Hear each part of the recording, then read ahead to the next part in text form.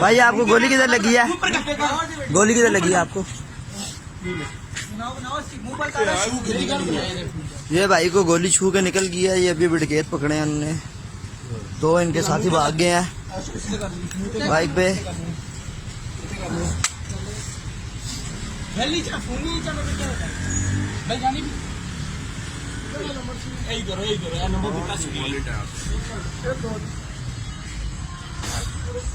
होशियार रहो जी, उस्ताद जी आगे पीछे पीछे हो जाओ, फिर आप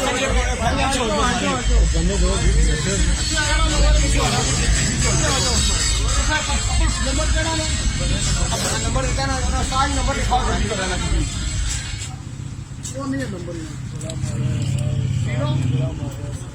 मोबाइल देना किसने? हाँ तो उसे गोली लगी है ना।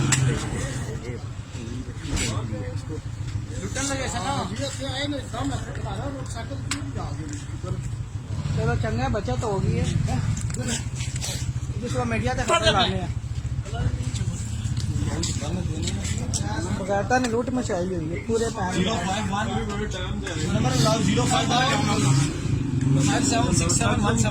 लूट मचाई है ना पैन में।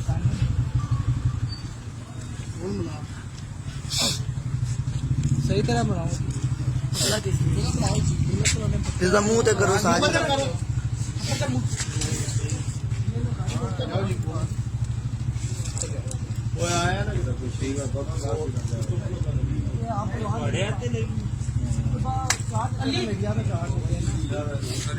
यार थाने का नंबर नहीं करो तो मिल रहा है। नहीं मिलना क्या नंबर है जी बोलो। बाहर खंडी सिटी थाने का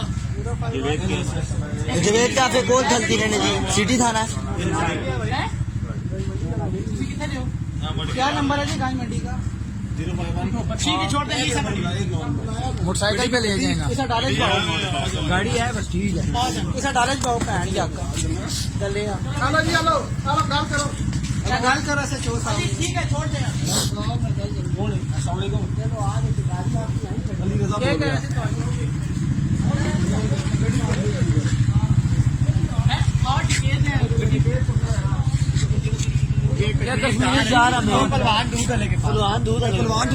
रानापुर से थोड़ा सा आगे अली नवल्टी के आ दो। आ जानी गड्डी गाड़ी इधर ही खड़ी है। 2 मिनट चाह उधर ही पीछे बिठाओ। भाई सही की बात है ना।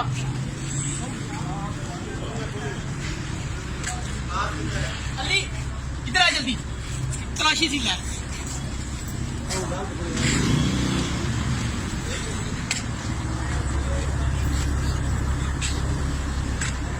कैसी है? वेपन लोड ही रखी है ना। रेंज तो आड़ा जी। रेंज इसको सी ना। हाँ रैंक इसी को भी लेके जाओ गड्डी में जाओ भाई। और लत्ता मारो पहले चल आगे लग चल चिल्ला ले मार।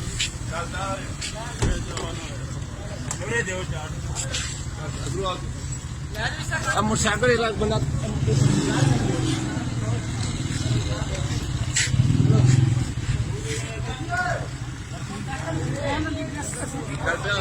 मोटरसाइकिल ना ध्यान करो।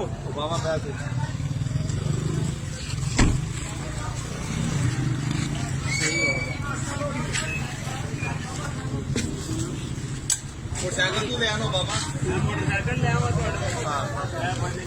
चलो जी उस्ताद जी चलो चलो मुड़ के आने मुड़ गड्डी में लोड के आने बस फिर अल्लाह के नकी आना बस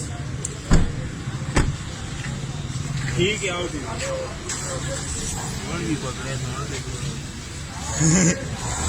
डिमांड हो रहे हैं नाल नाल। क्या करना